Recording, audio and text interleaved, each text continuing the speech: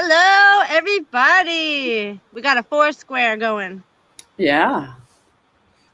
Hi, hi, hi. Hey, John. Hey, Amber. Hey, Carol. What was it called way back? Was it Hollywood Squares? Is that?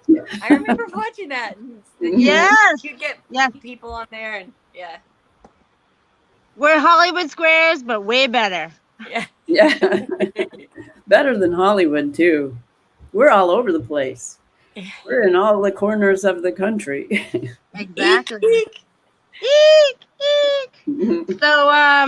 Anyway, so I'll just Eek, take this eek. moment to just say sorry to anybody who I'm so behind on my messages and communications right now. So to anybody that's waiting for an answer, I'm so sorry I haven't gotten back to you yet. And but this weekend we were just talking about some lovely weather over here on the East Coast and West Coast to Great Lakes, a little getting some chilly. And Amber was saying that she has recently set up her lights and tree, and I just want to say that that is my absolute, if like Christmas time to me is the lights and the tree. Like Mhm. if it was just anything, I would take just that. I agree with you. I think that it is a festival of light, and it does kind of coincide with the winter solstice, which is the return of the light. And in this northern climate, especially, that is so worth celebrating. Every year, but also, just in general as a bigger idea too. That's It's what so we're rainy. When you told me about the weather there, I was like, whoa, you're gonna need as much light as possible. It gets so dark. I mean, it's really beautiful in the summer because it's so green and lush, and it's really just a wonderful climate in the summer. But for me, the darkness and the rain becomes a heavy dreariness. And so you need those lights, and leaving them on, I love those little teeny white, warm lights around the So house. one of my favorite things about from right after Halloween all the way to the beginning of the year is first getting together. We do family things, friendsgivings. We do any way that we can make a pie, make stew, make something, and then Hmm. bring it to a friend. Bring like a warm apple cider. Anything that we can do to just like give and reuse items. So like any jelly jars, peanut, anything that's glass jar, cleaning it out, bleaching it out, setting it out so it airs out, and then putting maybe some spiced pecans because we have pecan trees, or Mm, sweet and yeah. salty pecans, just anything to say, hey, thank you. And so we make a big deal out of Thanksgiving as well. And any of our clients and friends, we send a Thanksgiving written card with some quotes and like well wishing to let them know we're thankful that they're in our lives. And then some people who are super are like we know have had a hard year. We try to make something from scratch for them. But then also during Christmas time and Hanukkah, when everybody's in that giving and moving mood, we a lot of my friends and everyone, they make their family card. And then everyone mails the family card. Some people only want to say happy holidays. Some people put a scripture. Some people, it just depends on their belief system. But everyone is saying, from my family to yours, Mhm. I love you. I cherish you. Thank you for being in my life. And we made out of a pallet. We've made a square before. We made, the pallets they throw away. We made like the shape of a Christmas tree, and we put these clothespins on it. And then we put the pictures, and then it forms. And you can do any kind of shape. You can do a heart, and then it'll form the pictures of all your friends because you're clipping it all around. And that's one of my favorite things is by the time January 1st hits, the people who wait till the first of the year that give a New Year's Eve card, whatever, you've got this whole set of like everybody that shared their family from that year with you. And it's just so nice to look at. And I Mhm. think that's really one of, and our clients, since we do landscaping, we like to take pictures of when their yard was at its height, like beautiful and lush and green, one of the best and most beautiful days. We take a picture, and then we get a frame, and then we do a 5x7 and give it to them and put a little card, with love, and then like a homemade, like Oh, a that's so like nice. Yeah, pumpkin I love bread or whatever to them. I love having a holiday that's based on giving thanks. I think that and gratitude, it is really worth celebrating. And after Halloween, it's the time of the pumpkin pie for me and those spices, it's just fantastic. I like the memes where it shows people going pumpkin everything. And Yeah. then if you go to places like Trader Joe's, literally there's pumpkin spice cookie. You name it, Hmm. they've got a pumpkin. And so Well, people, pumpkin I'm in is, this Trader Joe's group, they'll be like, look what I found. And it's some obscure, weird pumpkin stuff. You're like, that pumpkin gnocchi? Like, what is yeah. the Oh, world? pumpkin gnocchi is a big Hilarious. thing, actually. But pumpkin is from the New World. I don't think the Old World had pumpkin, and it's tons of vitamin A, and it's just a great food. So yeah, we like to have pumpkin pie for breakfast for special occasions. We also give pumpkin puree, the organic, to our pets because Yeah. they need it. It's so good for them. Good idea. It's so good for them. I And we do don't that do it too, every but now day. the price went way up. It used to be like $1 a can. Now it's $5 a can. It's ridiculous. So I've been doing carrots sometimes, which is also good for the animals. Yeah, we do a mixture because too much of anything. So we'll once a week they'll get pumpkin puree. Once a week they'll get carrots and peas. Once a week they'll get potatoes or sweet Oh, that's a potatoes. good idea. We mix it with salmon, actual like beef or chicken, and then their kibbles, because their kibbles have all the micro and macronutrients, even though it's just not good on its own. And mix it, and it makes everything last so much longer. So you're not always having to buy stuff at the pet food at the store. Yeah, that's great. Well, it's so funny that you guys are talking about pumpkins now. Not funny. It's very seasonal, but the lights that I have for nighttime light up in my house right now, they're all pumpkins. Because my friend, Halloween is his favorite holiday, and so he gets a lot of 1950s, 1960s, like a bunch of really cool things. So we have a bunch of ones that we can light up. And then we have 2 great pumpkins that grew in the garden pretty big, and they were the one that got carved. And so they were lit up with the non-flame, candles. And so, yeah, so we're still in full pumpkin mode over here. Yeah, I have relatives in New Mexico, and they would always give us stuff like chili pepper lights, which are really wonderful and warm, and it's a sort of connection to the Southwest too. And they have those luminarios too, where you put a candle in little brown paper bags and Yeah. line things up. It's really lovely in the fall. So what we did, we take the paper bags, because you can get a good 200 from the Dollar Tree, like brown paper bags, and then we get a bag of sand from Home Depot, and then you put the sand in the bottom. We used to do the tea candles, but if it's a windy night, we actually bought the little battery operated tea candles, and then we put those in there just in case the wind, it doesn't catch the bag on fire. But if it's a still night, it's tea candles are pretty cheap too, but it glows really nicely. So those are really awesome to have. I haven't seen used to be a big thing here in the South, but rarely will we see. You did the luminarios in the southeast too. I didn't realize that. Yeah, but it depends on, it was a fad. So it was a fad, and then it kind of went away, and then sometimes if people see someone do it, then everyone remembers it, and then they'll do it, and it'll catch, like a wave at a ball game, like a basketball game or whatever, a baseball game, and everyone goes, woo. You have to actually see the other people do it. Everyone's like, oh yeah, the luminaries, and then they do it. If not, it goes away, and then you don't see it for a while.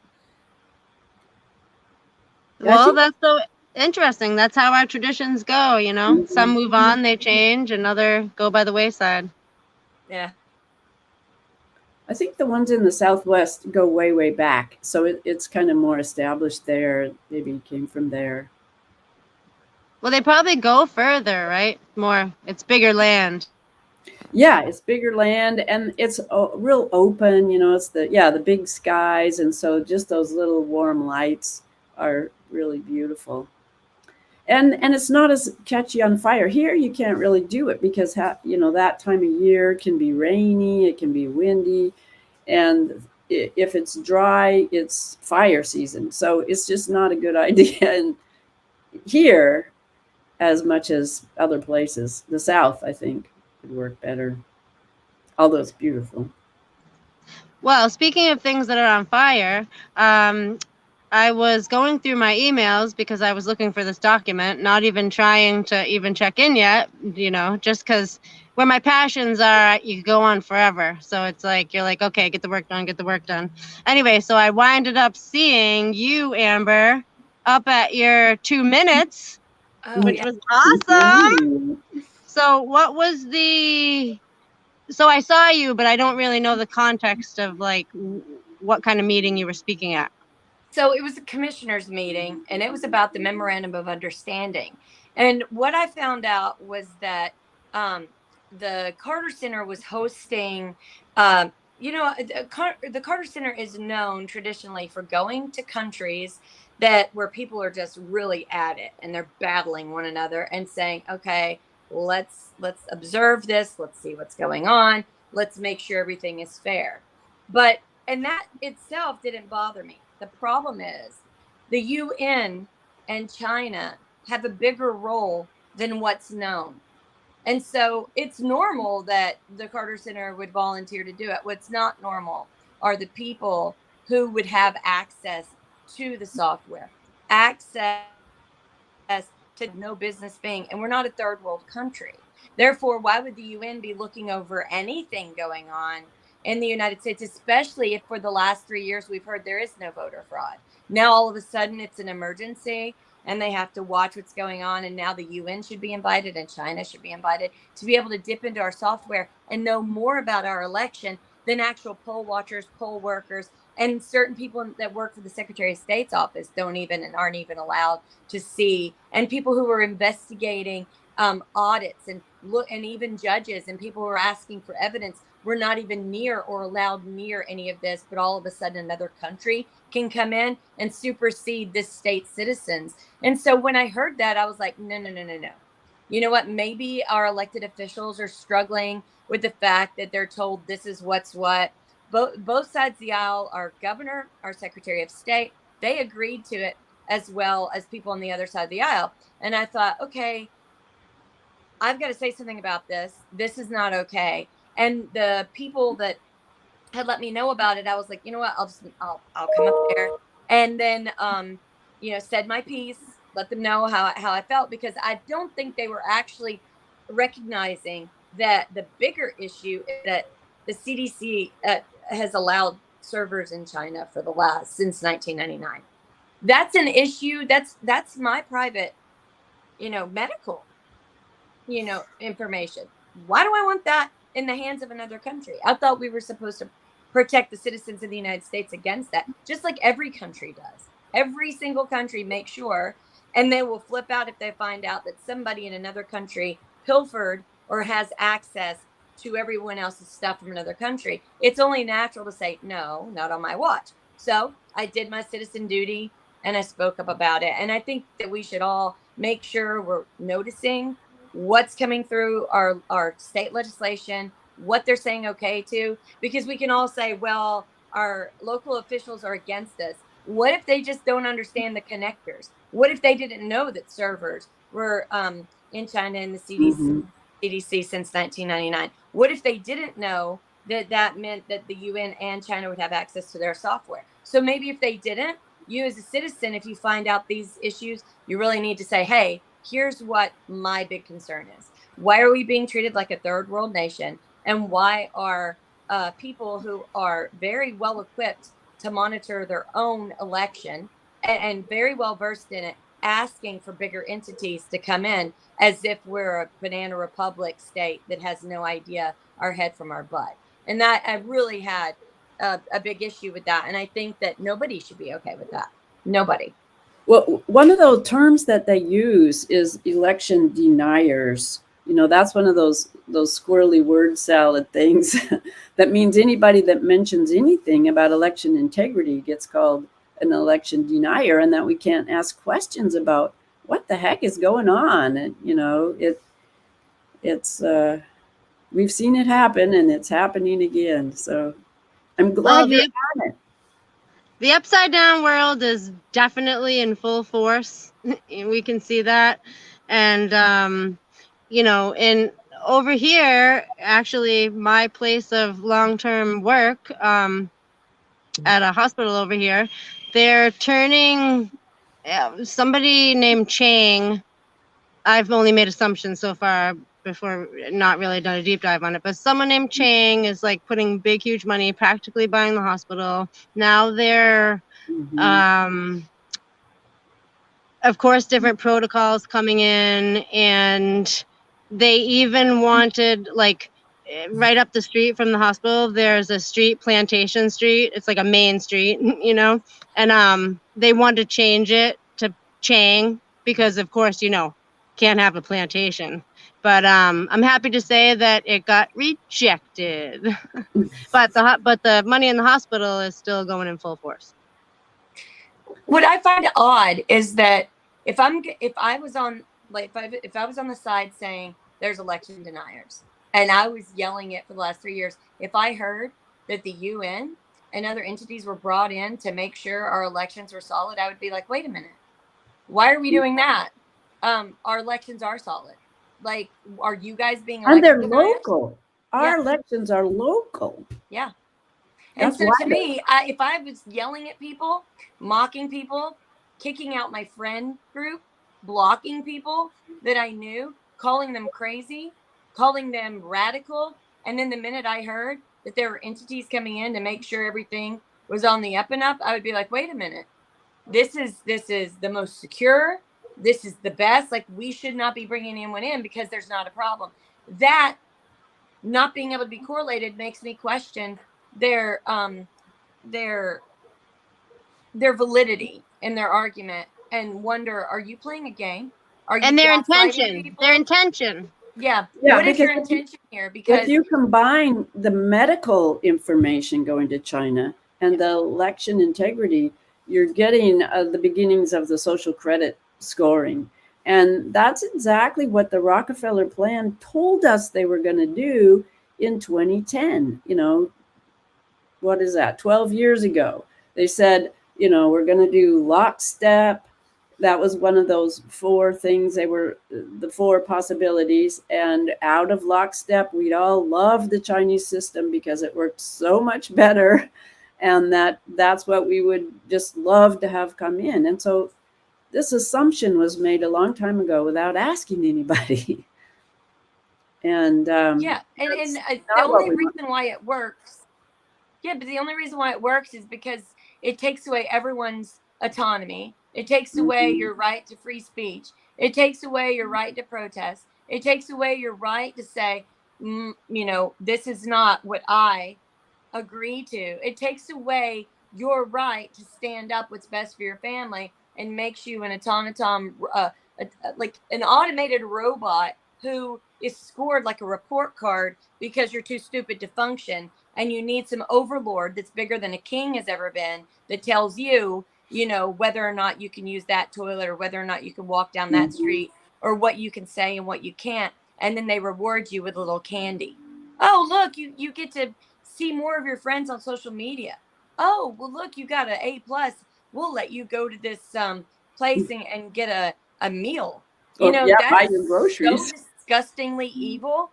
Like, if everyone's looking for, what is the epitome of evil, it's right there. Not allowing a born free spirit to be who they were created to be. We're not talking about people breaking the law. We're talking about people being human. We both went to January 6th, and that was one of the things that really struck me were the great big tables of Chinese that were saying down with the CCP. It was a lot, many big long tables with lots of literature saying all the atrocities and why we needed to help them get the CCP out of China. They had a lot of cars too. They had a bunch of vehicles. Remember Carol driving around? They had vehicles. They had signs. I mean, they had like a big, huge groups of people. I don't know how many, but they had a strong presence, and you don't hear anything about that. Of Chinese, yeah, that were there, and there were many other immigrants too. But the Chinese were very apparent and organized as being against what's happening here and in China. They're seeing the same thing, like the other immigrants that had come here to avoid the freedom of speech going away, and they watched it happen in their countries, and they said, now it's happening here. That's why we're here today.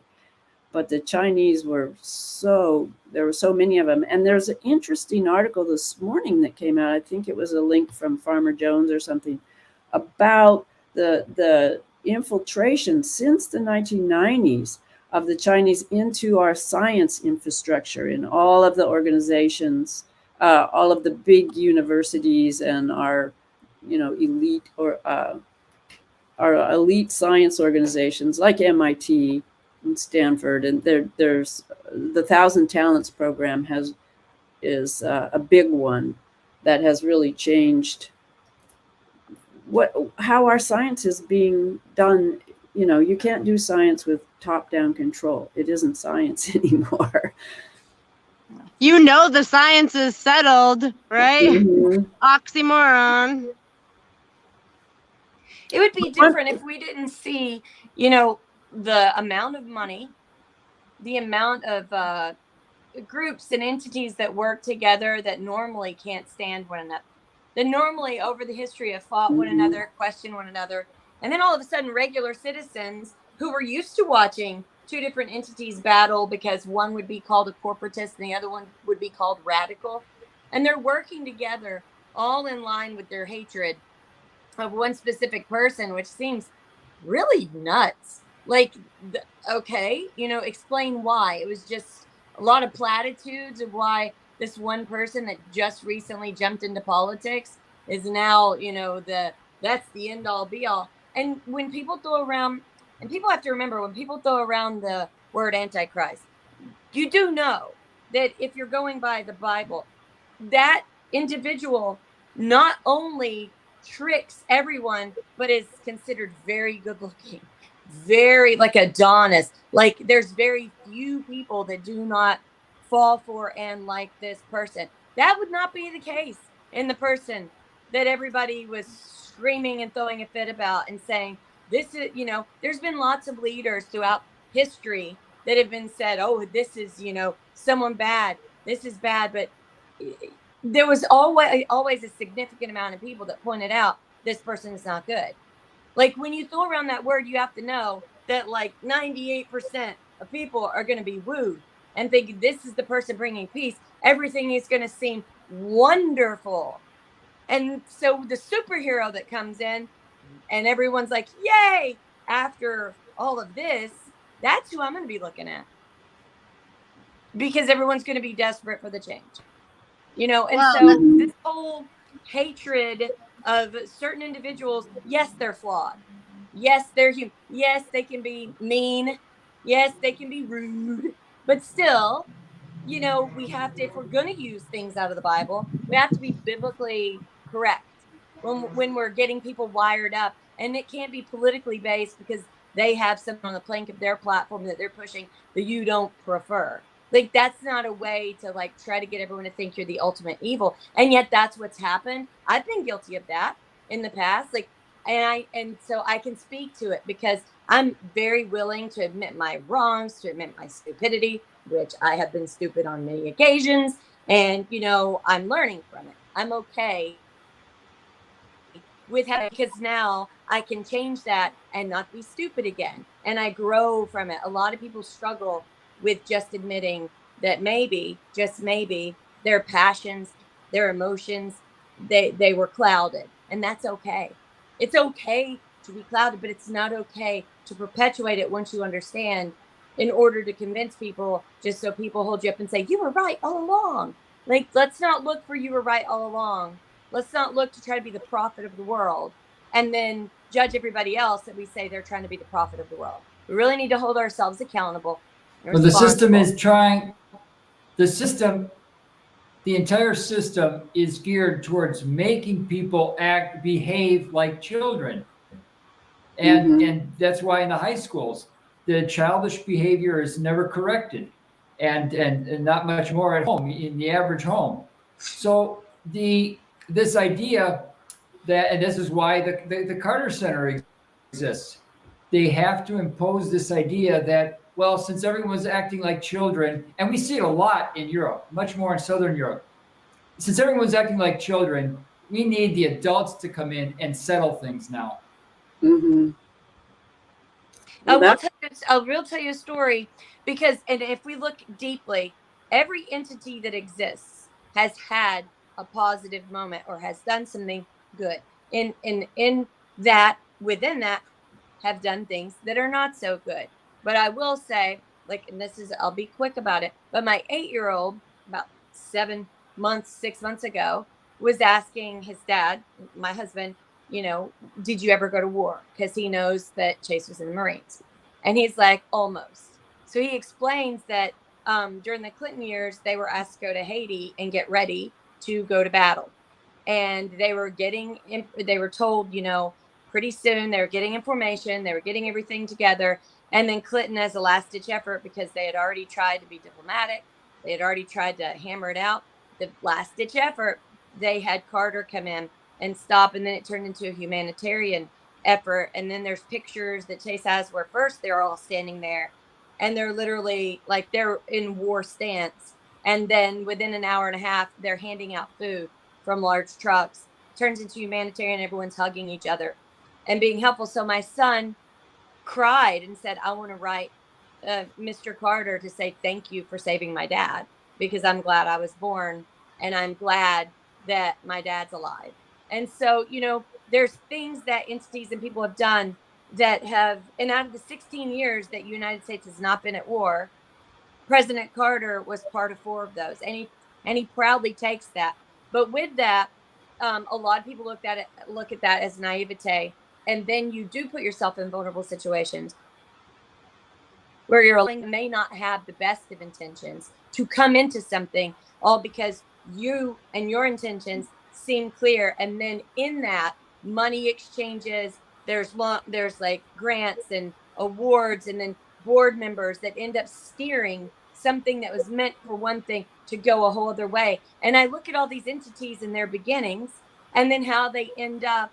And it seems like that's another warning in the Bible. Anything that man creates in the end turns to evil. And it's because the manipulative situations, the spiritual warfare, and the ways that people take the kindness and the love from a human being, and they learn how to warp it and manipulate it. And when we're talking about these bigger entities that wanted the lockstep, that wanted to do this, they went and picked all those that were actually had the reputation of being helpful and being there for people. And they went in and infiltrated it to then have that trust that everyone had in those entities be able to sweep through and capture lots of people in very unwanted and unwarranted situations. So I try to remember the cause and effect, action and reaction, so that we can point out the big entities that capture all these smaller entities and then make us fight within, and then nobody looks at them. The ones who saw, hey, yeah, people trust this group, this group, this group, let's go take them over. People will run to it, trust it, and then we can control it. And that's why, like, I'm wearing my reading glasses. I was reading all last night, and I didn't have my glasses on. My eyes were hurting, and I was like, I got to wear them today because my eyes are killing me. But I'm trying to stay focused and understand. It's difficult because so many people are guilty for being naive and so guilty of like falling for the stuff that has taken over large entities that are trusted all over the world. And we need to be able to speak up because they may not be able to. Yeah, and intention is everything. It absolutely is everything. But just like any good system, it's like those of us or those of the many that do understand things on a different level, like it or not, it's your responsibility to take action. I mean, you're not responsible for everything. Of course, you have to keep one foot in prayer, but we need to survive in and take along everybody, like the tide rises all ships, you know? So people that are naive but have good intentions, we don't want them to fall by the wayside. We don't want them to perish for lack of knowledge, because we know that many already have, and that's okay, because as angels, they're super powerful, but at the same time, we here and now, we do want to survive.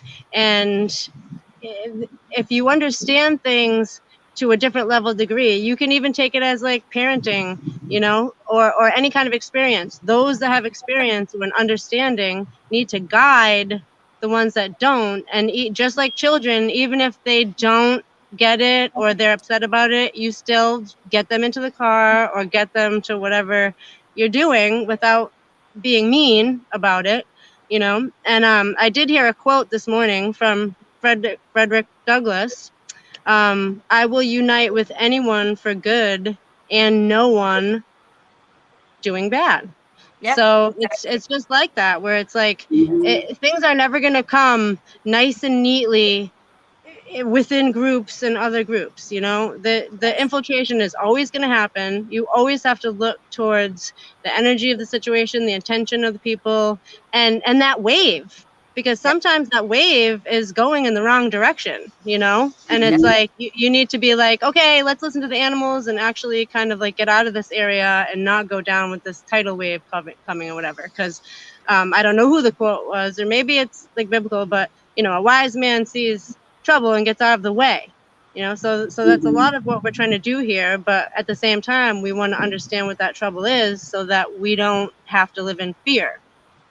Well, I I'm would a have new never. hero that can really. I'm just so impressed by her. I talked about her a little bit last week, but I dug into some of her organizations, and it's Dolores.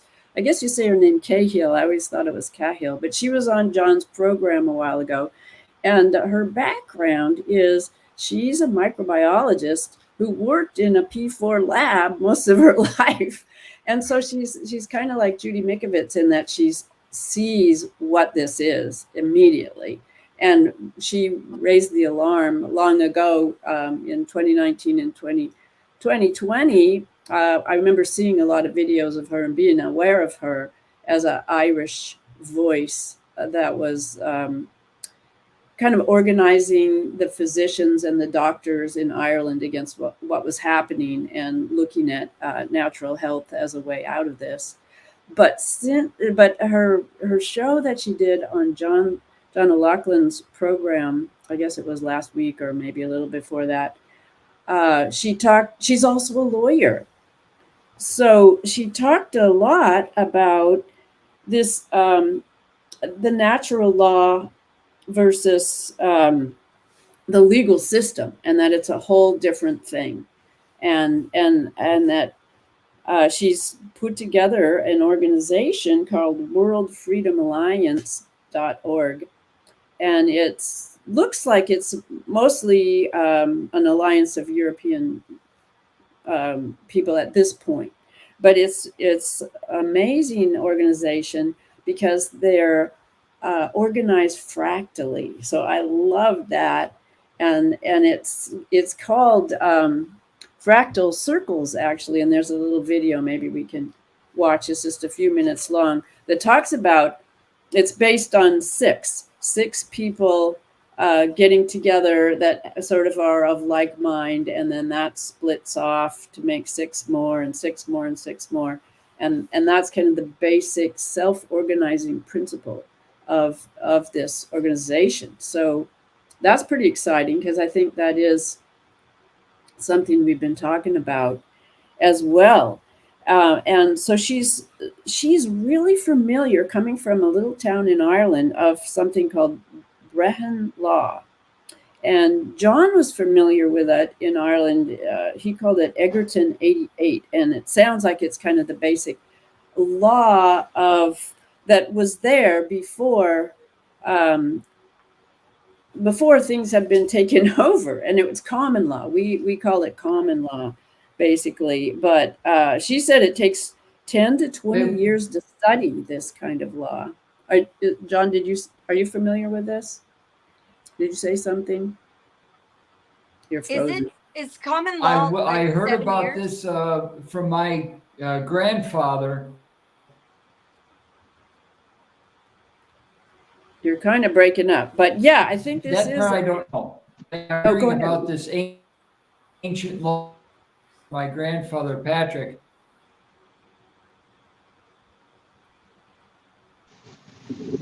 Great grandfather Patrick. Is common I mean, law like it takes 7 play years? the video for a It second. said 10 to 20 years just to I study might it. not have. Yeah, have we not? I don't think we've mastered our sound problems yet, right? No, I don't think so. It's hard. We can't quite hear what you're trying to tell us, John, but I'm sure it's really interesting. Anyway, it's No. based about acting in honor and doing no harm. Those are kind of the principles that it's based on. And jury trials, that you always have the ability to defend yourself against a jury of your peers, Okay. and that people have inalienable rights. That it's based on sovereignty of of individuals, of justice and truth, and some other principles I couldn't write fast enough. But this organization is there to restore local accountability, so people that kill people can't get away with it anymore. And that's kind of that idea that Whitney Webb was talking about, one nation under blackmail, which is kind of something has happened to our justice system. Yeah, that We describes didn't it. notice it was happening, but it has shifted seriously, and so we need to figure out how to get it back. Did you get the sound working on this, John? I think you have it on mute. You have to unmute it. It's not playing.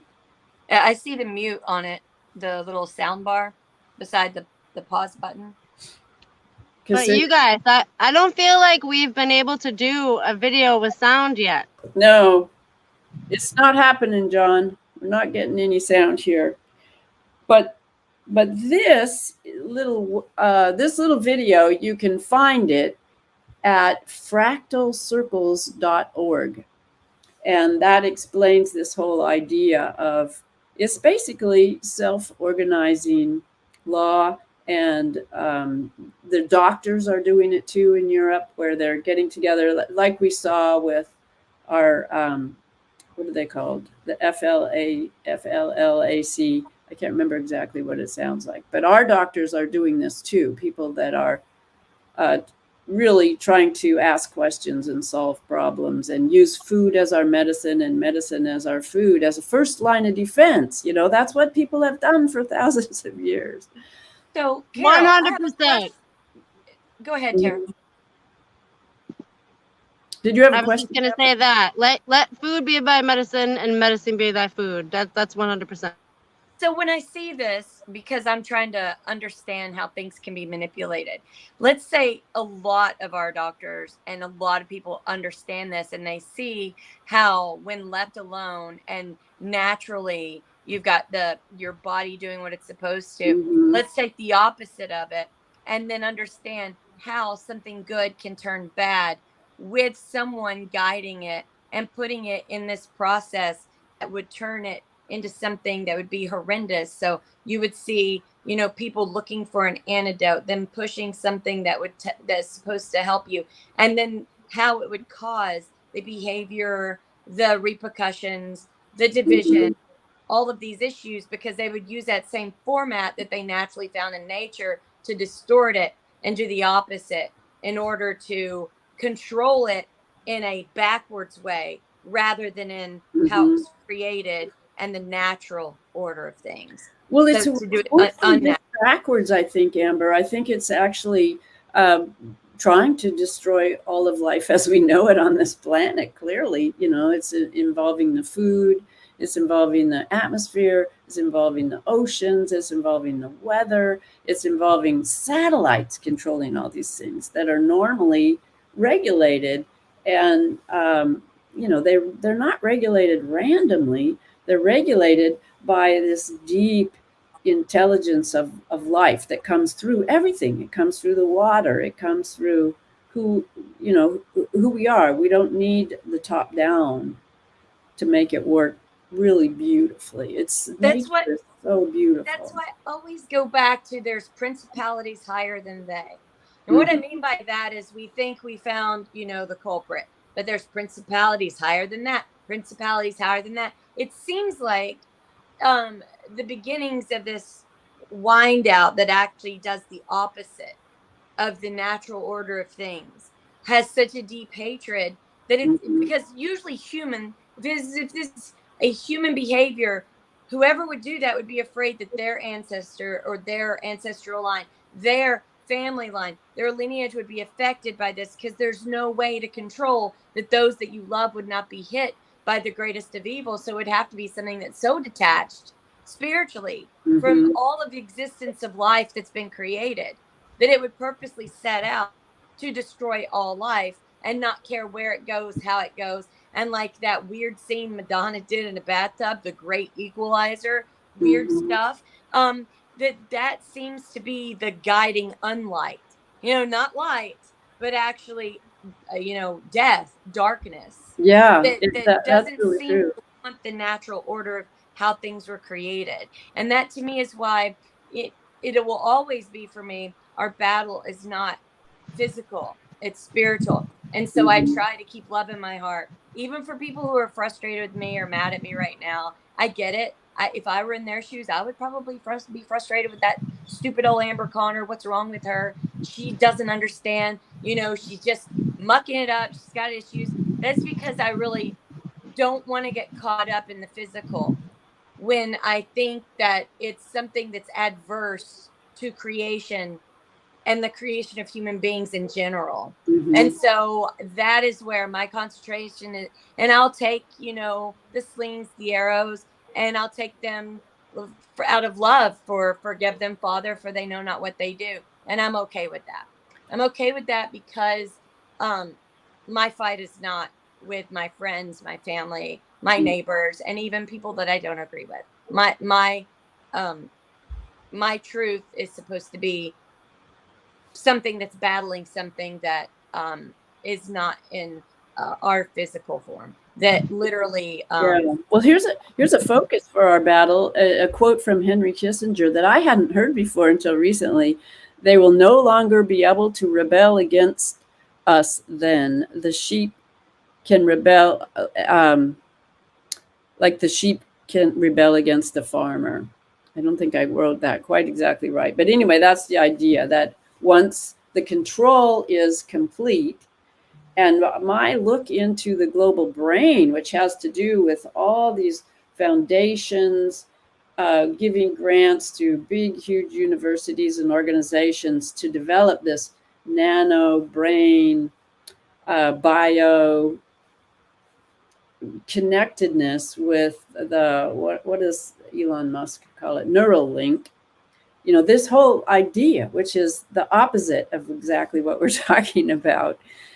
Um, it's out there, and it comes from this top down idea, which is the opposite of the way nature works. Nature works locally. It solves problems locally within a constraint, and that then it grows and flourishes and self-regulates itself. So you're right, there is this evilness out there. I Well, always go sorry, ahead. I just want to make a quick link between Elon Musk and doctors, because everyone's wondering who's he going to reinstate, and he just reinstated Dr. Stella Emanuel. You guys Yay. remember her? Yeah. And so Yeah. speaking of doctors' alliances, she is one of the great ones. Mhm. I hope he reinstates Dr. McCullough. And the reason why is, people can think however they want to about whether they agree with him or not. But this is how I look at it, whether he's right or wrong in this situation. This man, since that's happened, has lost many hours of sleep, has done his due diligence to warn people about, just reading about, what's going on. He's trying to communicate, and he has a vast number of published works, and he has put his whole life in it and his whole life on the line to communicate with others. Now, people might want to try to make a connection or say they don't trust him. But after trusting so many people that haven't put their whole life and their whole world into this, that have gone on multiple vacations, that have just let the money roll in with investments by saying, oh, this is great, there's nothing to see here. He's lost hundreds of hours of sleep. He's traveled immensely, and he looks worried, and he looks like it's in his heart to do this. And I think anybody who's really just trying to communicate, that we should appreciate that. Whether we like the message or not, we've got to be able to receive as much information as we can to have good discernment.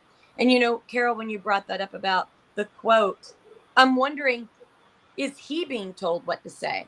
Is there a bigger portion that they are rewarded by, that they are owned by?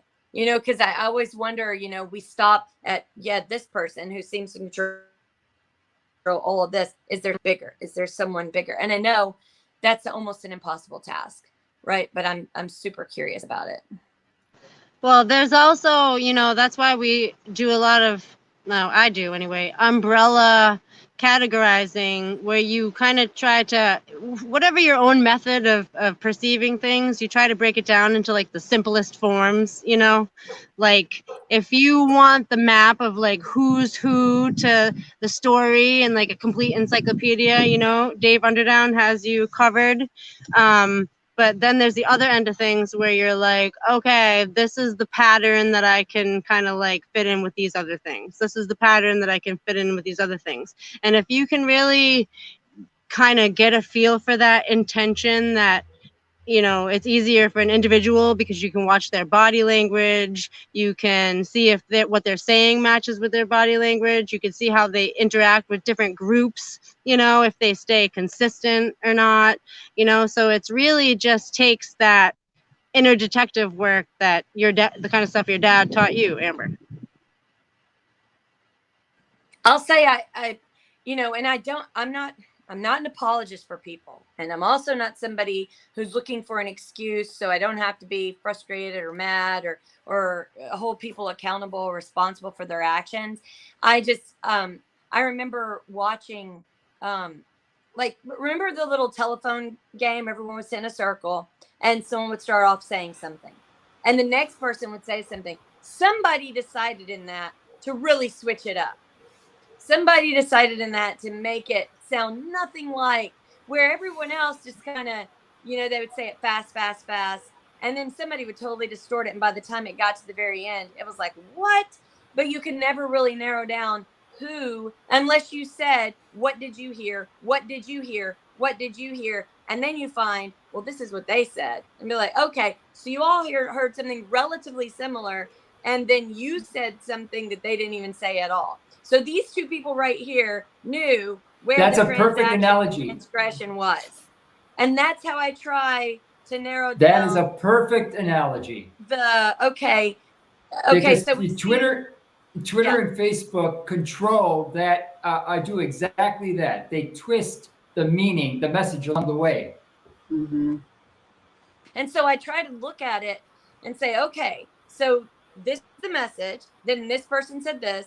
Then this, then we get here, and now all of a sudden, wait a minute, this changed. Like, why did it change? Okay, this is where it changed. When, time, date. When, from this to this, who talked, who was in that, and why did it change? And then, okay, narrow down there. And then focus in on those. Timestamp. Masks are not good. They're not effective. Mask work. How about try 2? Timestamp, where, telephone game, this one said this one said this, whoops, now this one's saying, what happened? Narrow in. Mm-hmm. And that's how I'm trying to, and there's all kinds of different techniques and tactics to do it, but I try to keep it pretty simple. That way I can grasp it because I have kid duty a lot, and we are trying to spend family time. So I'm not just so enveloped in this that I spend time in the evening, and I have to make the process very simple in my head so that then I can narrow down and I can look into those fractions of time and then maybe connect. Because for me, I think there's a lot of people that are guilty with how they did it, but had no choice in the matter because of being forced, and they can't speak out. So I'm wanting to speak out for them because I know deep down in their hearts they need someone to speak out. So even if they look angry, they're talking angry, they're really not angry at all. And they really want someone to help. And so that's what drives me. And I'm convinced of that because there's not a confidence and an arrogance. There's a fear, there's a timid, and then there's and then an anger that pops out like, just listen to me because I just don't want to talk about this anymore. And that is not natural. If someone believes something 100% and they wanted that 100, that is not how you behave. That is not how you talk. And that is not how you attack people, because you attack someone because you just need them shut up because this is the way it is and this is how it has to go. So that tells me all I need to know. Yeah, I think we're all really attracted to voices of courage, and that courage is what breaks the algorithms. And you mentioned Dr. McCullough. I think he's an excellent example. He saw what was going on, and he did not stop talking about it. And he got up as high as he could with the most amazing witnesses and kept speaking about it. And now he started an organization. I think that's what blipped me off. I was trying to remember what the name of his organization was. But it's a natural health organization to help people like the FLLAC. But it's like an answer to the health insurance that has total control. And you pay a sort of monthly fee that's less than most insurance is. And you have access to lots of online sources, and you have access to some incredible doctors, natural doctors and regular MDs that all are in alignment with what needs to happen to move forward with our medical system. The whole system is just corrupt. And it's, there's still good things about our health system that can help people. If you break your leg or various things can really be helped. But in general, there's so much poisons that is being added to the medication that you just have to try to find a different way, especially if you have any kind of immune issues, which almost everybody has now. And more people. I think, Carol, part of the problem is that many people still, they know that there is corruption, but they still think that the administrator at the local big hospital wants to buy a bigger boat, and so he needs to pad there's a financial incentive to push certain drugs, but they don't see the eugenics aspect to it. They don't think that there's an evil plan to get rid of people. So John, that's where I think for people who struggle with, and Tara doesn't, and Carol doesn't, and you don't, with research, but there are people out there that might hear this that need to understand that when you're looking for something, always remember cause and effect, action and reaction. When you remember cause and effect and action and reaction, this was said, and then afterwards, all of this happened. And if you follow that timeline or sequence, someone knew, if I say this, it will cause this, and this. Once this happens, then we can do this, and this. So it's like a designer of a domino set, or one of those things that they have kids challenged to do, like a marble run. Like if it hits this, then it causes this. Then it hits this, then it'll cause this. Then it hits this. These are really good chess players, but I wouldn't say on the board, because there's people that know how to do it on the board, but then there's people who know how to do it in real life. On the board, I get bored. I'm just like, okay, I can't sit here. I'm hyperactive. But in real life, I don't want to play the game, but I can see the moves. I can see where it's going as long as I'm focused and I'm passionate about, and it's usually something that I know is detrimental, and then I'm focused in. If it's just something where people are doing their own thing and it's not detrimental, I'm not really focused on it. But if I see that people I love, family, friends are affected by something that's just come down the line, I want to see, what did the creator of this marble run want? What did the creator of this pulley system where you start here and then it does all these really cool things and you end up all the way, a good 500 feet away after all of these little systems you had to go through. You had to then go through the pulley. The pulley had to put the ball in the bucket. The bucket then fills up with the water. The bucket turns, and then the water pushes Rube the balls down this Goldberg. way. And doing it, all they had to do was this one thing, tip, and then, and that takes brilliance. And so we need to look at the creator of the to make the outcome. Yeah. Well, I think the argument that you mentioned, Amber, at the beginning of when you were talking about the pushback often says, no, the lie is too big to comprehend. Nobody could be that organized. And, but we see how that's done so slowly and so insidiously over so much time.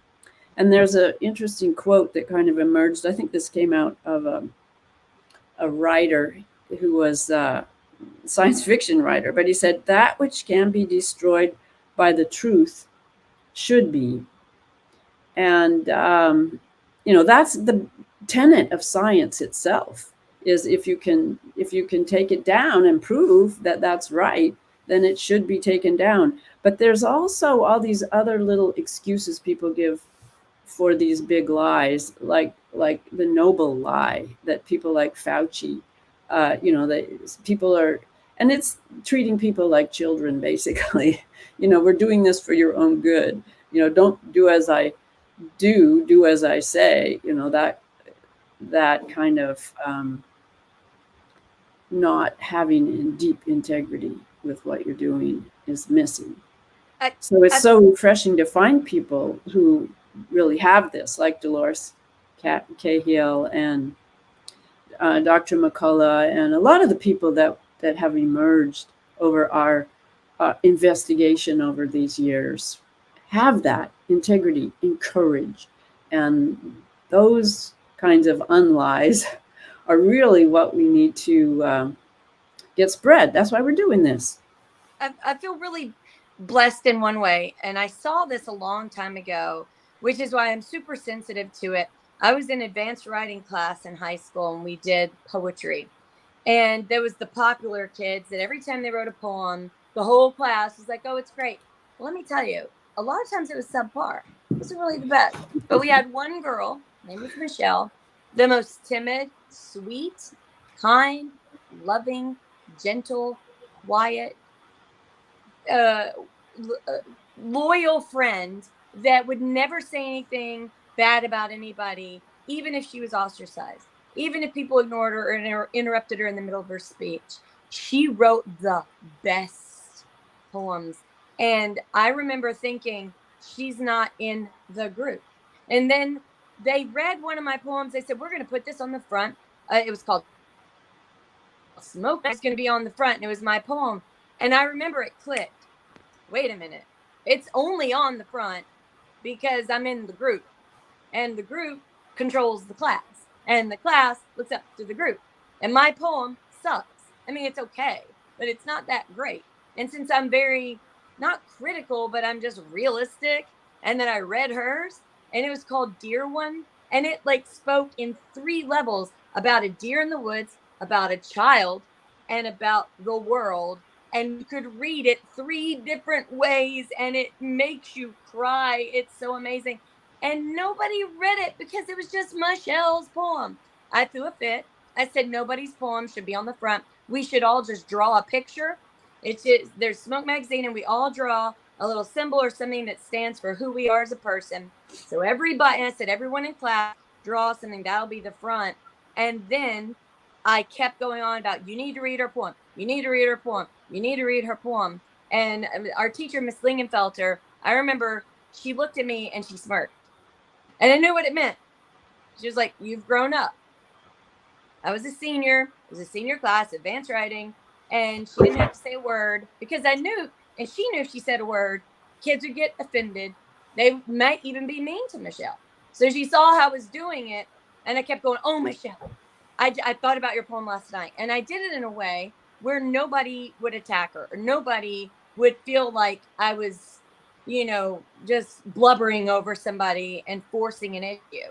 And then they all started saying, I really like that. I really like that poem. I really like that poem. I was like, it's awesome. It's amazing. And Miss Lingenfelter gave her at the end of the year, one of the most creative, she was called one of the most creative writers. And I thought, yes.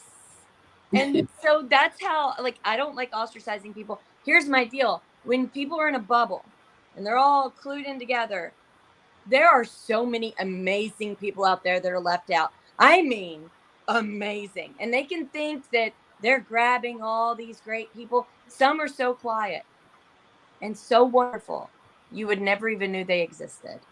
And I think when people are ostracized and not invited into the group, we miss out on the true gifts that are given to us every single day. So every day, no matter where I am, I'm looking for someone who's a true gift. I don't care their size. I don't care their height. I don't care their race. I don't care who they are.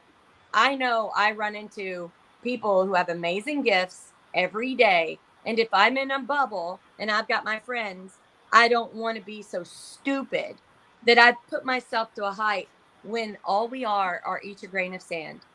It depends on what we do as that grain of sand. No one is better than another. And so I think that the elitist group really miss out on things that are absolutely amazing in this world. And I learned that lesson really early on, and I feel so blessed to have learned that lesson. Well, I think that's why art has gotten popular art has gotten so degraded. It's like for an atmosphere where we're supposed to all get offended so easily, right? What kind of sick junk are they putting out there for like art and music and different stuff? Not that you can't go out and find good stuff, of course, just like Amber said, because just everyday people are painting and singing and doing all kind of creative things. But who gets those? It's all about the money again. Whoever gets positioned, because remember, the position is a position of an influencer. And once someone becomes a popular influencer in their world, they become, and they sign these papers, they become their property. So they're owned, and they consider, I know they think they own all of us, they want to, Kissinger wants to farm us all or whatnot. But, did you guys see this thing with Kyrie Irving, basketball player? No. Okay, so this is a perfect example because, my family's like basketball, sports, and whatever, which is good and relieving because at other times it's, maybe something stupid at regular news or whatever. But so this player who was a Celtic, now he's a Net, he, God forbid, he shared an old documentary from Alex Jones, and the media, they're like harping on him. They think he should be like disqualified. How dare he share? And he wouldn't apologize. He was like, no, it's about a secret group controlling things, and it's true. And so, oh man, he has them, and now they're trying to say that it's anti-Semitic for some reason, and because of some relationship with, I don't even, it's so stupid that like I literally heard them last night being like, now these white supremacists and these white nationalists are like listening to Ye and Kyrie, so it's like, the stupidness it's mind blowing. And then like, you're like, you just want to be like, do you hear how stupid this is? Like, and the sad thing is these people are elite slaves.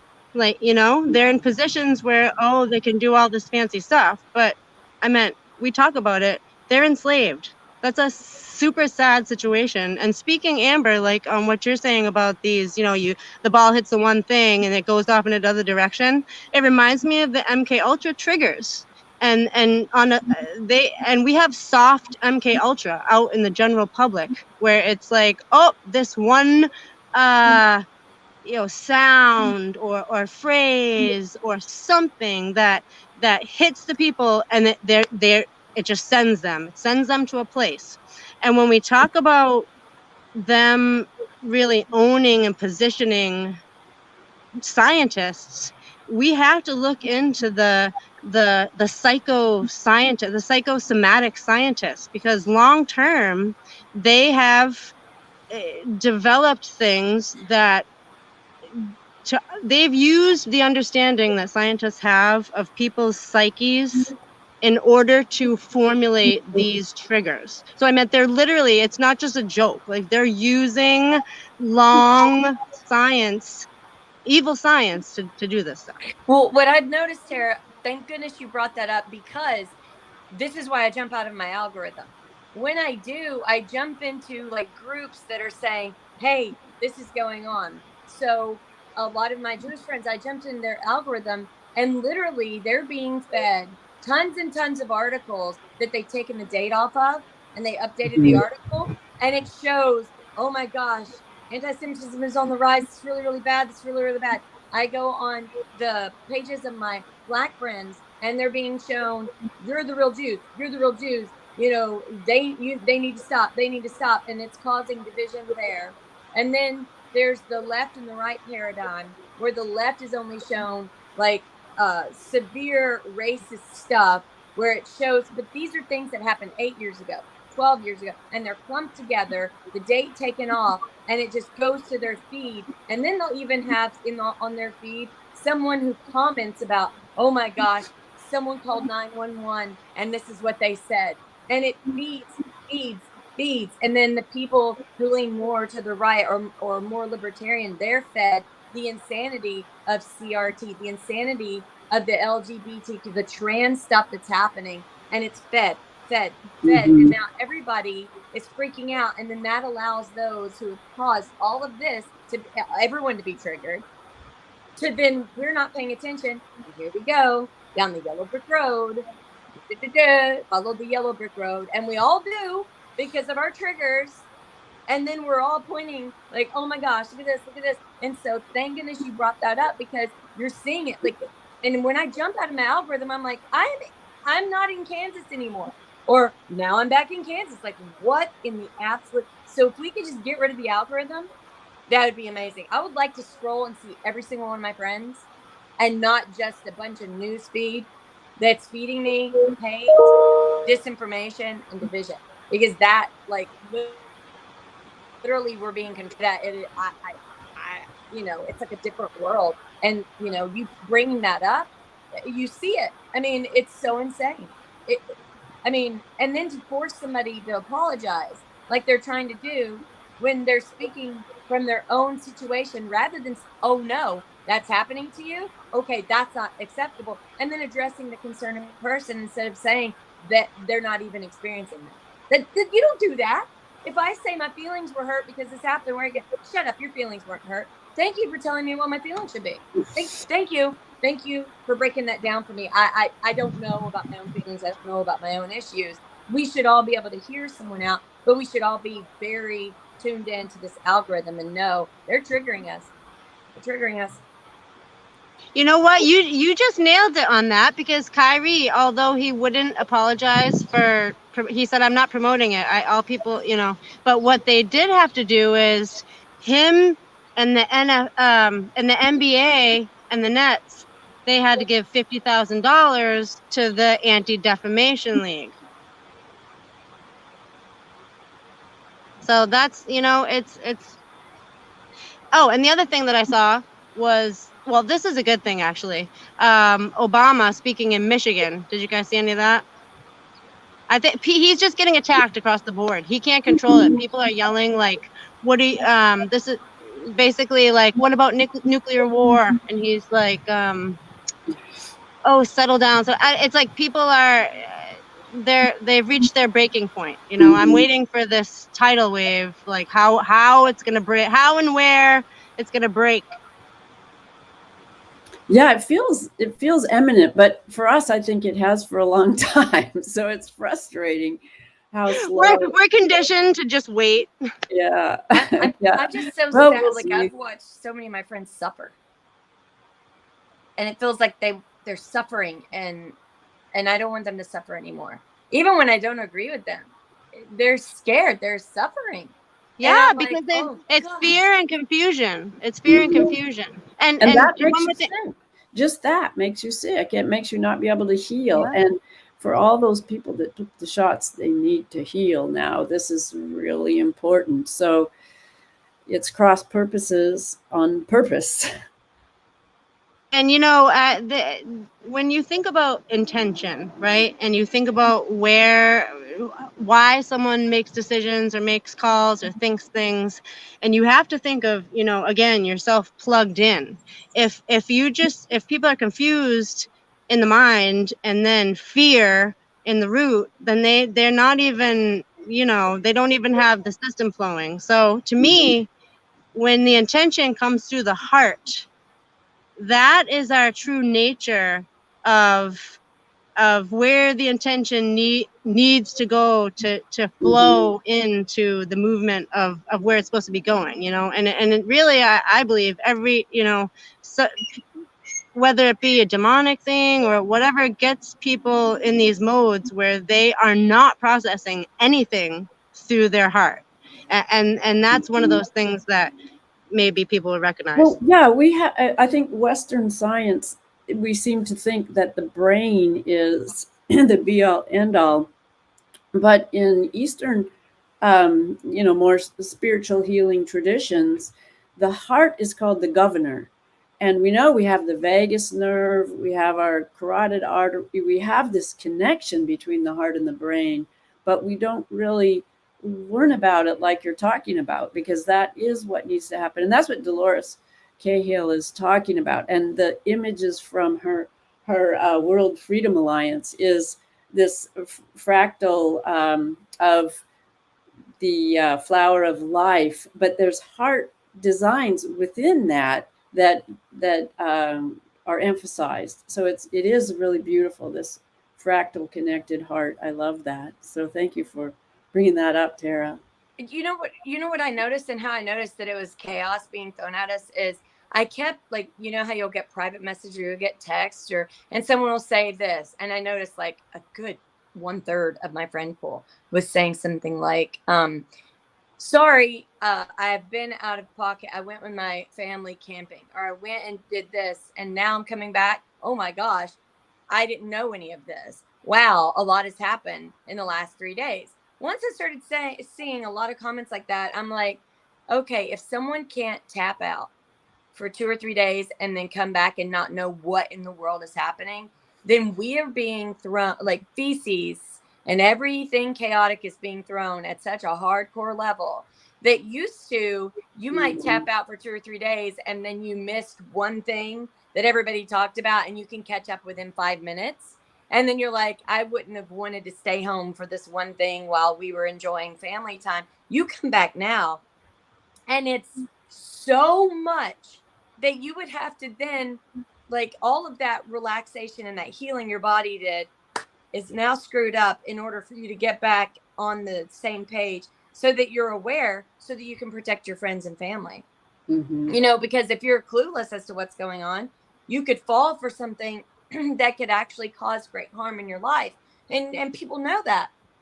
So they come back from their massage, they come back from their time to heal, and wham, they're right back in that same cortisol level, nervous system freaking out, and then them having to just proceed forward and being it's actually affecting their life.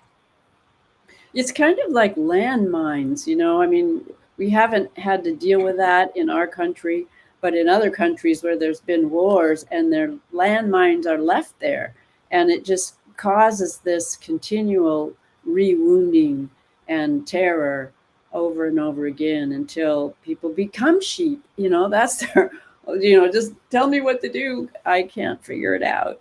Yeah. Yeah. Well, that's one of the reasons why I think just thinking of yourself as being plugged in, but also an antenna. And if you are an antenna, then it's just like listening, like you get a general sense of like what's going on by just, you could be like meditatively and you have an ear out like a cat, or, and I think if you quiet your mind and or let yourself enjoy your life and not have to catch every little thing with your net, you'll pick on the things that are important. And I remember when like W was president or whatever, like I had the biggest underlying stress, and now I know it's like my antenna was picking up on tons of stuff that wasn't being talked about, acknowledged. I didn't understand it. I had no idea what it was. And when this whole Great Awakening got really underway, my antennas got really situated with my spirit guides, and they were telling me things ahead of time, things that I could not possibly have known, like they had an operation going across Yemen with like the Clintons and stuff. Like I couldn't have known that, but it's like, yet my spirit guides are letting me know. And sometimes it's detailed, and sometimes it's just, here's where you need to be, or here's what you need to focus on. And if you can just follow your own flow, like your own water, you can, sometimes we get a little distracted, but if it's like, you just follow the sun, you follow the flow, you follow your heart, you know what I mean? And then you kind of pick up on the right stuff and you flow over the right stuff. And we have faith that other people are being positioned to do other things that, symbiotic work with what we're doing. Because after all, these ones that we complain about, they're the parasites. Okay. They're the parasites that can't function on their own. They don't have their own like heartbeat, whatever, so we need to, when we recognize something like that, like, yeah, what you're saying, Amber, with the cortisol, it's just like, cut it out, get rid of it. You know what I mean? You're like, unnecessary, moving on. I think your antenna is both ways, and that's something that we can remember, that we can broadcast, which is what we're doing literally, but we can do it all the time, even without words and equipment. We can spread what we know by just in the atmosphere, in the noosphere. It is a field. It is a plasma field like we are, and so we can connect to everybody through that and help. That's, I think, one way why, even though the communications have been cut and all of this propaganda has happened, the word is still getting out because we do it anyway, and it's more effective. It's more effective than the controlling everything way.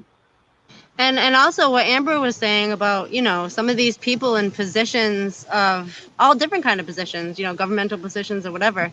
It's like everyone knows something, but no one knows everything. Mm-hmm. So that level of sharing knowledge, hey, like, let's exchange something. There's always something to be exchanged if people get to a conversation. And that's one of the reasons why they tried to do this anti-dialogue techniques in the colleges and in their little rally riots and stuff that they put out. But people are, healthy-minded people get more suspicious about that kind of thing. And I think that's one of the backfires, is that we've actually strengthened our communications because we see how ridiculously threatening a lot of this energy is. Yeah, what I've noticed, is, or my hope is that people who thought they were doing the best thing, like by threatening their friends or saying you're killing people, you're hurting people, you're being selfish. My hope is that they say, you know what, I was carried on by emotion and by fear. And because I had fear in my heart and I was emotional and I was triggered, I looked for confirmation bias. I didn't go outside of my zone to hear what someone had experienced firsthand. I automatically called them a chump. I automatically called them a liar because of my fear and because of what I was being fed. And in fact, because of my actions, I may have contributed to great harm, and I'm easily manipulated, and I need to work on that because I don't want to die knowing that numerous times, because of my reaction, my fear, and my emotion, it caused me to lead to atrocities I participated in that later I was too ashamed to talk about. And I'm not expecting people to say it out loud because we're dealing with human beings. We're all human. We know. People are saying that, Amber. There's a Oh, there's an MP in Canada that has gone good. out and apologized for, what her part in that and calling it out. So that is starting to happen. I'm so glad you brought that up. Good. Because I know that there's just some of our friends and our family will never hear it from them, and that's okay. But I just want their brain to process that they may have caused them self-harm, even though their heart was in the right place. You can be triggered to do horrible things. So before you say, I can't believe all those people under this horrible dictator over here went along with it, I can. I can't believe these people under this dictator went along with it. I can. I've now seen it firsthand. I've now seen the reaction of the group in times of fear and in times of being misled. And now I can totally understand why people all over the world have participated in horrible atrocities, because they were first afraid. They were first afraid. And that's why they do it. So the next time you feel great fear, stop, breathe, and consider before you let that lead you into a very dark place. Because some people might say, see, you're still calling us these names. I told you so. Now you're just as guilty. Because then it's you did it too. Don't talk about how we, the past of our country or the past of this or the past of this. Look, you're just as bad. So people who make fun of colonizers, or people who made fun of, Native Americans were savage, or people who made fun of this, or people who made fun of that. They're like, looks like everybody, shut your mouth. You all, this group is now being supremacist, but they're talking about this supremacy. Like, you got to watch out, because people who want to prove a point will cause you to be the very thing that you have said is really, really bad. And so you need to take that. You need to put it in your brain. You need to understand we are all susceptible to it. And not one piece of land on this earth has not had blood spilled or innocent people perished because of people not understanding that they are being played and controlled. And we need to learn from that. By God, we need to learn from that. Like, we got to start learning. You know what? I want to throw an important nuance that I think is something. Yeah, everybody should take an example.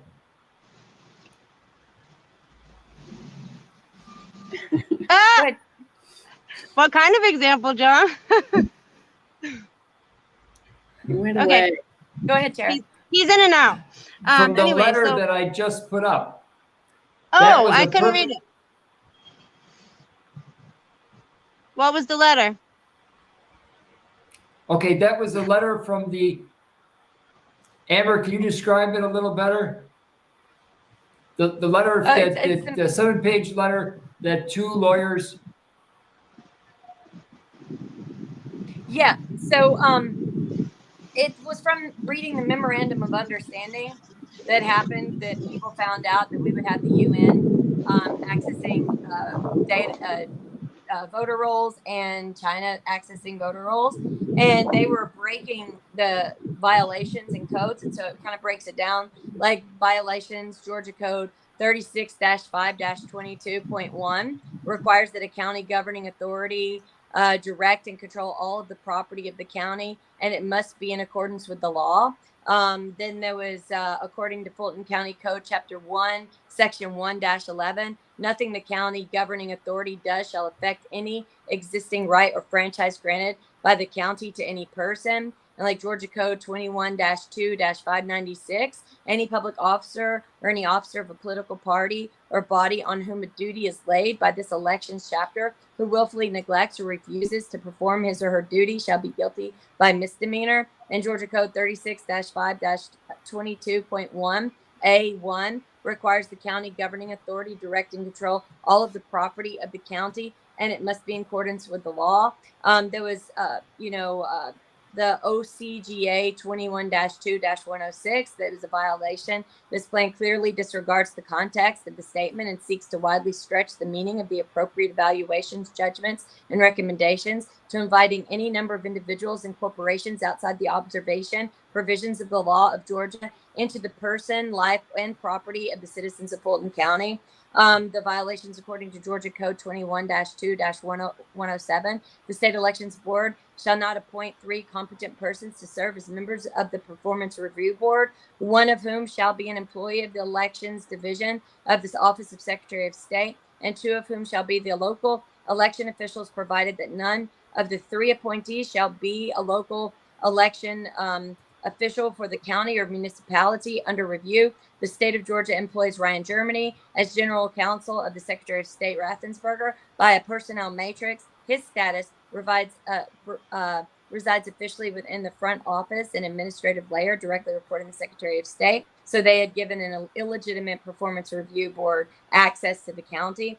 And then our chairman, Kathy Woolard, coordinated with the Secretary of State, Brad Raffensperger's general counsel and illegitimate lead performance review board appointee, Mr. Ryan Germany, in early October or prior to grant the Carter Center access to the election county property and operation in Fulton County. The violations of this is a plan to conduct government overreach into a person, life, and property of the citizens of Fulton County through their basic civil rights under the Georgia Constitution, GA 1-2-6, to the elective franchise, security, liberty, performance of any civil function, and the ability to fairly attain elected office. So there were a group of people that looked up all of Georgia code concerning election and found many, many laws being broken. And so they brought up the most important ones to then lay out and say, this is why we have an issue. And I think most people should be doing this when it comes to our Constitution and lay out the different things that were broken during this,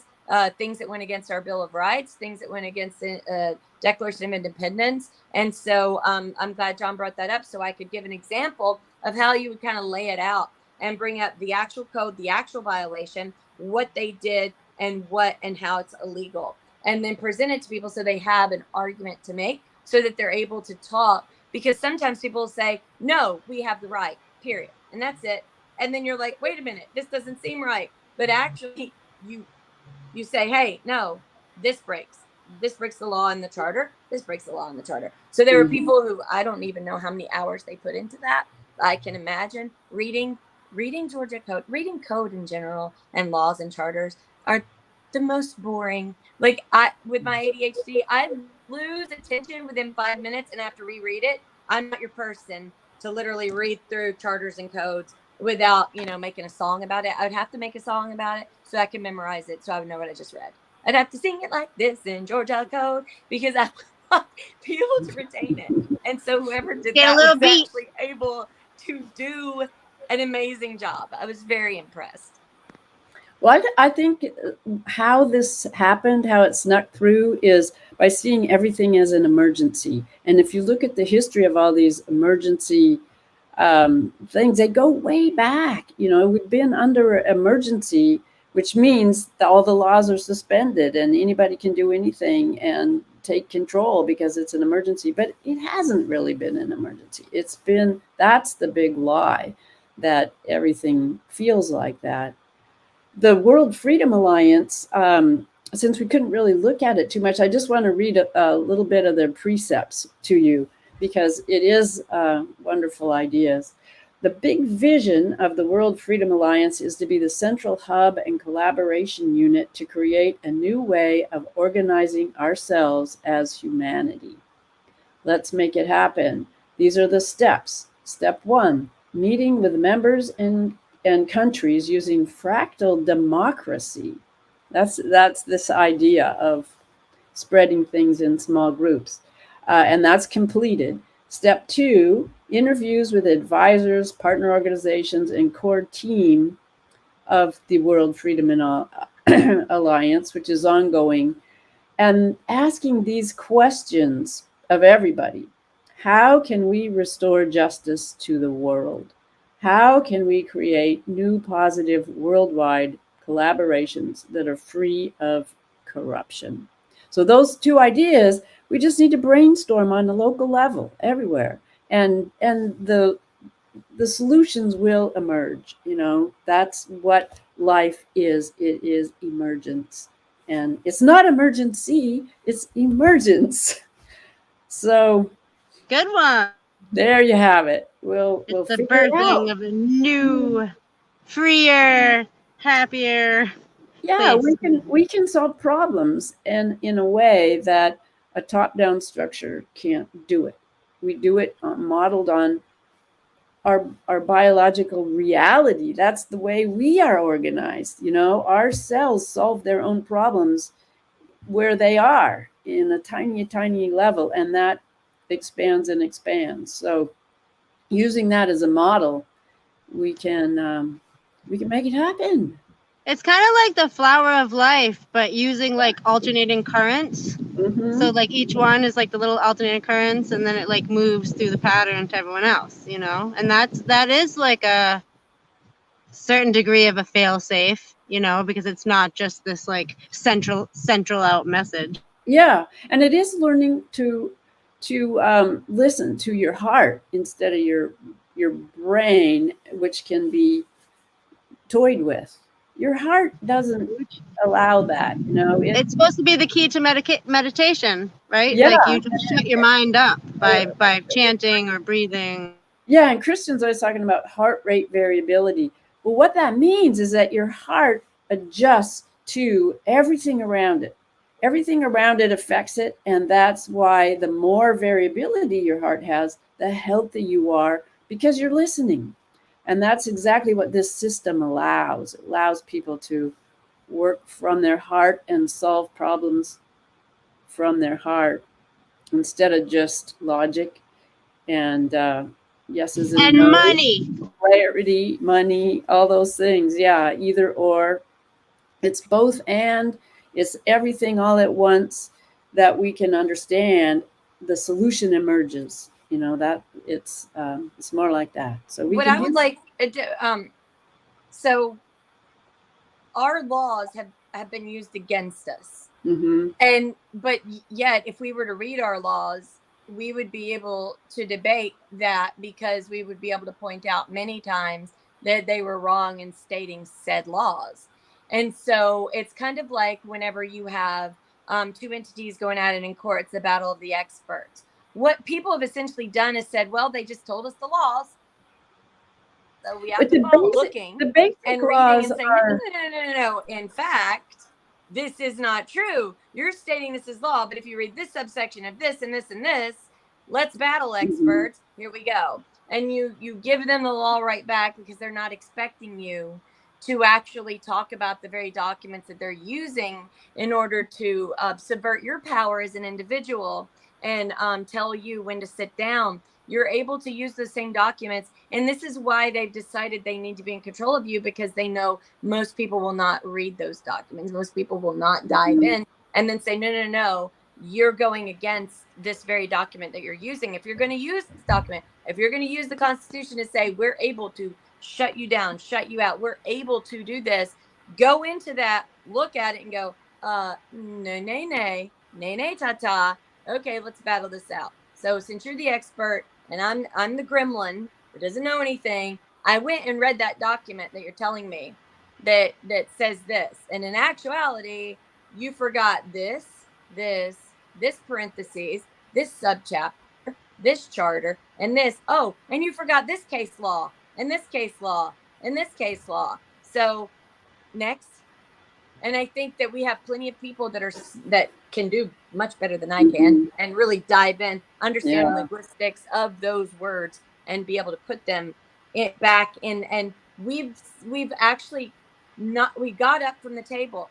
We said, we don't need a seat at this table. We'll just do what we want. And they used those laws to force us not into a table, but into a cell by telling us we don't understand. And we need to take that seat back at the table and say, no, you're telling us you're an expert, but you forgot about this. You're telling us you're an expert, but you're not reading it correctly. Look, you're not reviewing this, and you're telling us stuff that is not true. And so you need to reevaluate your stance on this, because you've got a losing stance. And we need to be able to say, nope, we're the expert because you've actually taken away our sovereign rights in order to push forward with what you've decided for us. Well, real laws should be simple, and the laws of nature are simple. There's just a few of them, and that's what we need is laws that can be understood by everybody, that are easy to grasp just in a few sentences, and not those 1,000-page laws that nobody reads them, not even the people that vote for them. Yeah. Well, that's why we really got to find, this is part of the exchange of, instead of being like, oh, I can't do that, I don't have time, I'm not going to be able to do it, I don't have the capacity. There's someone that has the right intention that does, and so I wanted to take this moment to plug a couple of people / channels. I don't know if you guys have heard of Kirk's Law Corner, but Kirk Pendergrass, he breaks down exactly what you're saying, Amber, just subsection, here's why this means this in its original form, and he does something Monday Night Law live, but actually if you listen to him when he's not live, and you can put it in fast forward because sometimes whatever your preference. Also, speaking on the Irish, I don't know a lot about it, the Irish constitutional whatever, I don't even know what they call it, but Mark Christopher, he's someone that's out of England. I don't know if you guys have heard of him, and he knows, or he has people that specialize in what Irish citizens can do right now to understand better their legal positioning with their documents and stuff. Mm-hmm. Oh, Well, nice. Will you send me that link to the Monday night shows, Tara? I would like to, because I was watching Rakita Law. They were kicked off of YouTube and put over, I think they're on other sub channels because they literally taught case law, and I think that there's a lot of people who don't want people to understand case law because then they might understand their individual rights. And so, of course, they were put on a different channel. Now, I don't agree with some of the stances they take, but they're looking at it from their own perspective. But when they break it down, they're breaking down actual case law, and then you get a better understanding of your footing when you're trying to exude your rights as an individual. And so they teach you those tools, and you listen to their linguistics and how they make their argument. And I think this guy that you're talking about, I would like to start to hear him as well, because it just helps me be able to communicate in a way in which I feel stronger, because I'm communicating in a way that those have been communicating that have actually debilitated my sovereign rights. Exactly. I meant there are people that are working their butts off on this stuff. So, Yeah. And I give them all props because they have a focus. I don't like that paperwork. That I have Audible for a reason. I'm good at listening, and I'm good at tactile and experiencing it, but reading, I literally have to read something 3 or 4 times, and I try, and I know it's just not my strength. So I so much appreciate people who have that kind of brain, who literally focus in. And then once I'm interested, I'll read it and see if I'm getting the same thing that they got out of it. But I don't know where to start because there's so many words on so many pieces of paper that say so many things, and someone who can focus on that, amazing. And that's one of the things George did for us, because he made the funnest way of learning. And I think I can speak for all of us, maybe, to say, you have these names, you have these jingles, you have these things going, and only later does it all play out so that we can apply all that stuff to like what was to come in the news or the arena. So that's been pretty awesome. Yeah, it has been. I love his multidimensional way of looking at everything, through Shakespeare, through plays, through Frank Sinatra. It is really helpful because it is so complex and so convoluted. We have 3 people in our house that are left-handed, and we have 1 that's right-handed, and our right-handed one loves to read, loves math, and loves tactile, but when reading, what he can tell you, he visually, sees it as he's reading. For us, we have to hear it.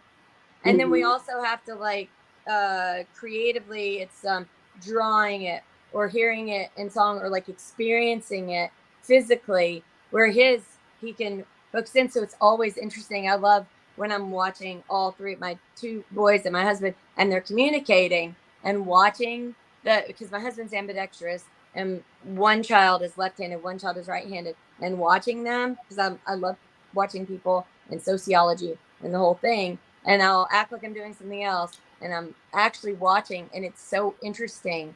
Humans are so interesting, how they learn, how they retain, how they then regurgitate it, that I'm just like, oh, this is. And then if I were to see it in a female, like I'm only getting the male aspect of reaction. Just you include the female, if you threw in a female daughter that's left-handed and one right-handed, you put it with two little boys that are the same. Oh, the possibilities are just amazing. And it's so the asymmetry is the key to life, I think, according to Vernadsky, the guy I've been really liking. But yeah, that asymmetry, that everybody's always mostly one way, but some people aren't. And that's how you get all the great perspectives.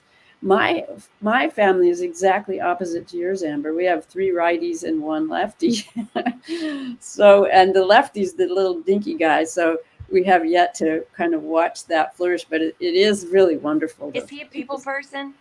Oh yeah, yeah. Like doesn't meet a stranger.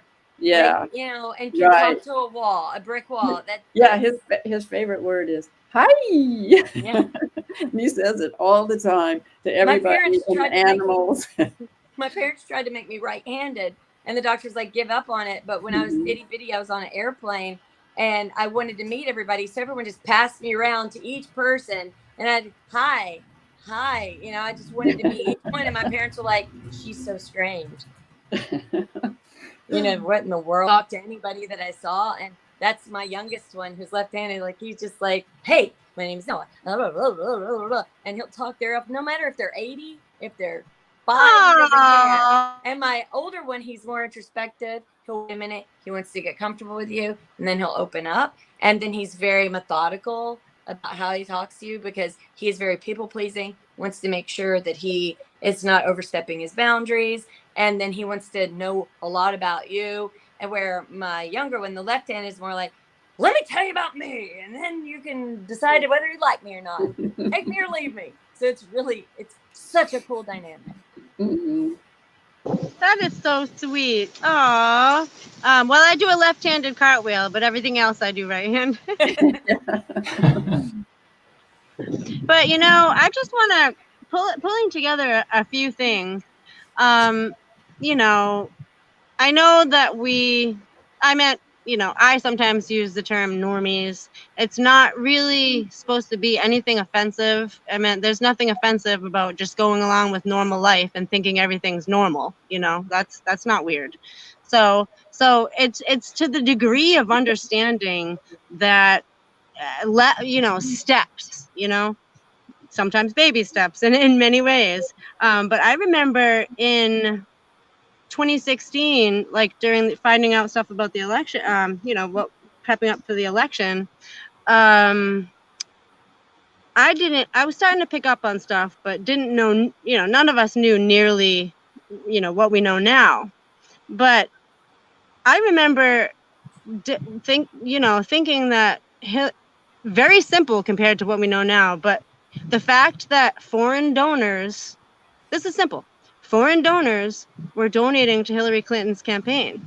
And to me, I just thought, just like you said, Amber, every land has age-old battles, blood battles over who's going to run the land. It's like an easy equation to say, if you have foreign donors, foreign people are going to come in and try to own our land, which you can't really blame somebody, but that's not what we're here to defend our land. So just simple sauce, okay? Never mind what we have found out and found out.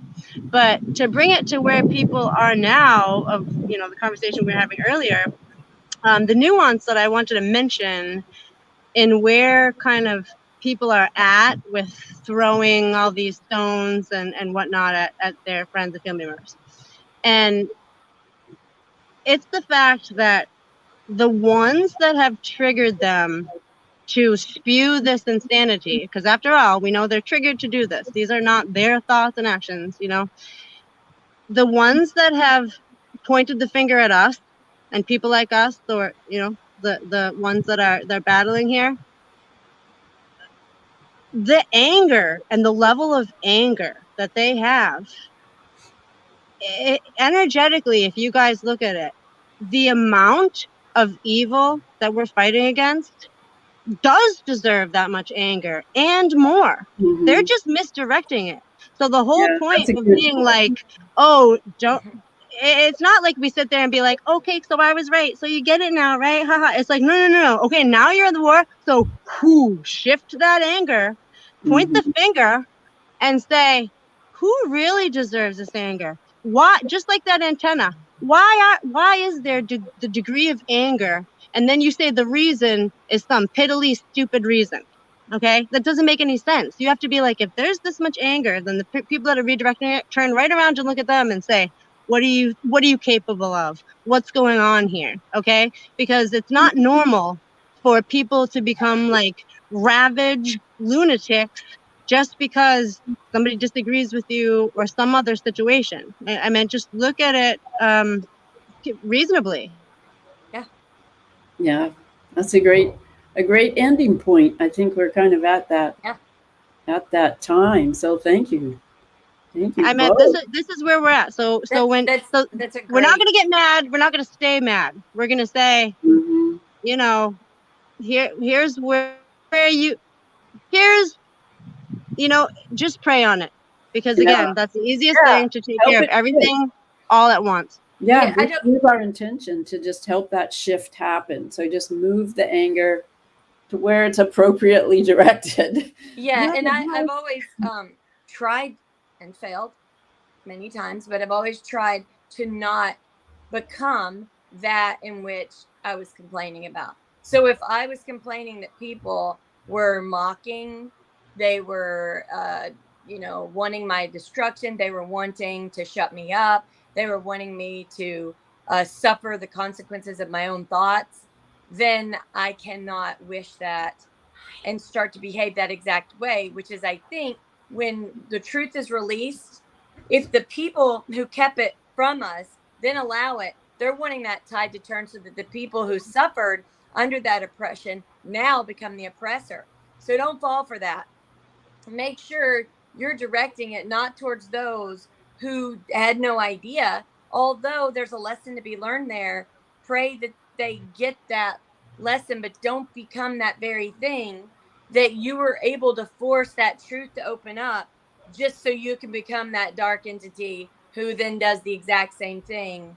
And then we don't, you're not blessed with that behavior. In fact, it's a circle of vengefulness that never ends, which is why they tell a truth, because we're supposed to be so emotionally immature that we're not supposed to see that we're going to keep that cycle of hate going in order for there not to be repercussions and consequences for those who manipulate our emotions and cause that backlash on one another. So every day I wake up, I have to remember that, because I'm human. And I'm like, I can't believe this person is still saying this. I can't wait to the day that they understand they're getting what's coming.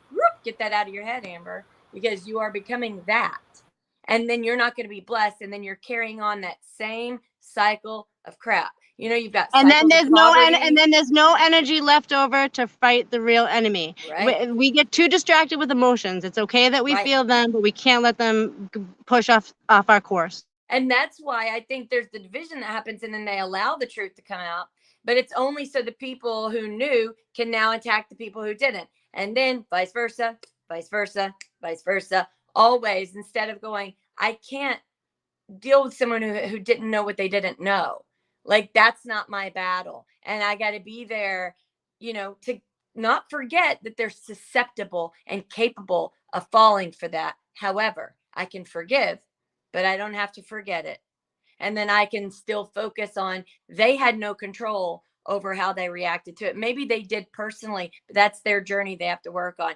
And I keep my focus right where it needed to be, right where it needed to be. So I think that's a good reminder. And both of you brought up that point and explained it in a way that maybe if someone doesn't understand what I'm saying, they'll understand what Carol said, or they'll understand how Tara broke it down. And I think that those 3 different ways of saying it will hit more people than just one person trying to explain it.